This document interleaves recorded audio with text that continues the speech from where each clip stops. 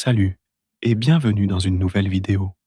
Aujourd'hui, on va parler d'un nouvel éditeur open source entièrement conçu à partir de zéro, doté de bonnes fonctionnalités d'IA et qui peut être une excellente alternative à des outils comme Cursor. Son nom, Atas. Atas est un nouvel éditeur open source, léger, rapide et construit entièrement à partir de zéro. Il est développé en TypeScript, mais s'appuie aussi sur Rust, ce qui optimise les opérations sur les fichiers et améliore considérablement la vitesse. Si vous allez sur le site officiel, vous verrez qu'il y a actuellement une liste d'attente, car le projet est encore à ses débuts. Il n'existe pas encore de package précompilé, il faut donc le construire soi-même pour l'utiliser. Mais rassurez-vous, c'est très simple. J'ai eu l'occasion de le tester et je voulais partager mes impressions avec vous. Pour commencer, il suffit de se rendre sur le dépôt GitHub et de le cloner en local.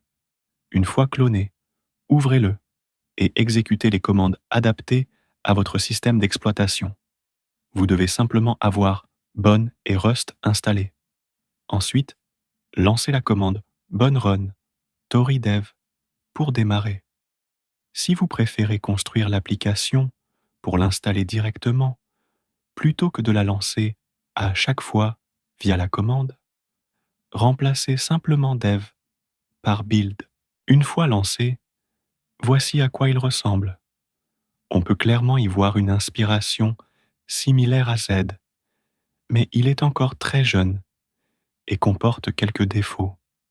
Il faut garder à l'esprit que concevoir un éditeur complet de zéro n'est pas une mince affaire. Même Z, après plusieurs années de développement, présente encore des lacunes et des bugs, alors qu'Atas n'a qu'un mois d'existence. À gauche, vous avez l'explorateur de fichiers. Vous pouvez créer, modifier des fichiers et accéder aux fonctionnalités classiques attendues.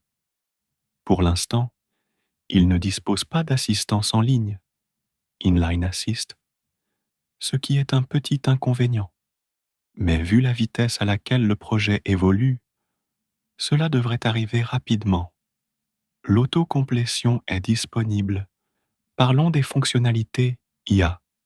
Vous pouvez cliquer sur l'icône IA en haut, ce qui ouvre une fenêtre de chat IA. Celle-ci fonctionne bien. Actuellement, vous ne pouvez pas changer le modèle directement dans cette fenêtre. Pour cela, rendez-vous dans les paramètres, situés en haut à droite. Vous y trouverez de nombreuses options pour personnaliser l'éditeur selon vos préférences. Sauvegarde automatique, position de la barre latérale, gestion des mises à jour, etc. Vous pouvez également régler la police, la taille des tabulations et bien plus encore. Vous pouvez choisir un thème parmi plusieurs propositions intéressantes. J'utilise personnellement le thème Cat Puccin. Dans la section IA, vous pouvez sélectionner le fournisseur que vous souhaitez utiliser. Les options disponibles incluent OpenAI, OpenRouter, Gemini, Anthropic, GitHub Copilot et Claude Code. Oui, vous pouvez utiliser vos abonnements GitHub Copilot ou Claude Code directement dans Atus.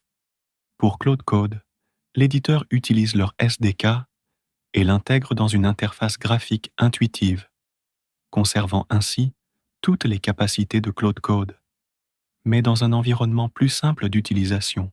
Vous pouvez également définir la longueur du contexte et d'autres paramètres liés à l'IA.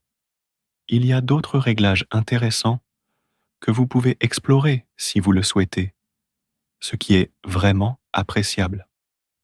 Essayons maintenant la fonction d'agent IA. Je vais fermer cette fenêtre et saisir une instruction pour voir ce que cela donne. Je vais lui demander de créer un jeu de démineur avec HTML, CSS et JavaScript. L'éditeur va alors exécuter Claude Code en arrière-plan comme moteur IA. Vous bénéficiez ainsi de toute la qualité de code de Claude Code, ce qui est excellent. L'exécution est très rapide, l'interface est fluide et réactive, et tout fonctionne bien. Vous pouvez voir qu'il crée automatiquement les fichiers nécessaires. En très peu de temps, le travail est terminé. J'ai testé le résultat et ça fonctionne parfaitement, même pour des tâches complexes. Un petit bémol toutefois, la vue des fichiers ne se rafraîchit pas automatiquement, surtout lorsqu'un nouveau dossier est créé à vide. Il faut cliquer sur Recharger, mais cela fonctionne.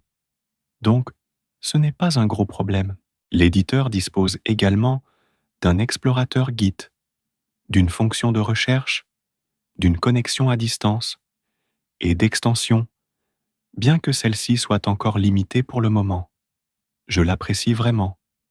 Oui, il est basique, il y a quelques bugs, mais c'est le fruit de seulement 2 mois de travail par une seule personne, et il est déjà utilisable. Ses fonctionnalités sont prometteuses, et j'aime beaucoup la direction qu'il prend.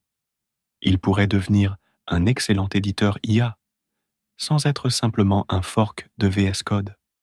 Un autre point que j'apprécie beaucoup, la base de code est très légère, comme on pouvait s'y attendre pour un éditeur conçu pour être minimaliste. Cela signifie que vous pouvez facilement utiliser un assistant IA ou modifier le code vous-même pour ajouter des fonctionnalités personnalisées ou l'adapter à vos besoins. C'est un vrai atout. Je tenais à vous en parler parce que j'ai voulu l'essayer et je vois un potentiel formidable ici. Je vous encourage à le tester vous aussi, car il est déjà très bon et vous pouvez même le modifier pour le rendre plus adapté à votre usage ou contribuer à son développement pour l'améliorer pour tout le monde. Globalement, c'est un projet très prometteur. N'hésitez pas à partager vos impressions en commentaire et à vous abonner à la chaîne. À bientôt dans une prochaine vidéo. Au revoir.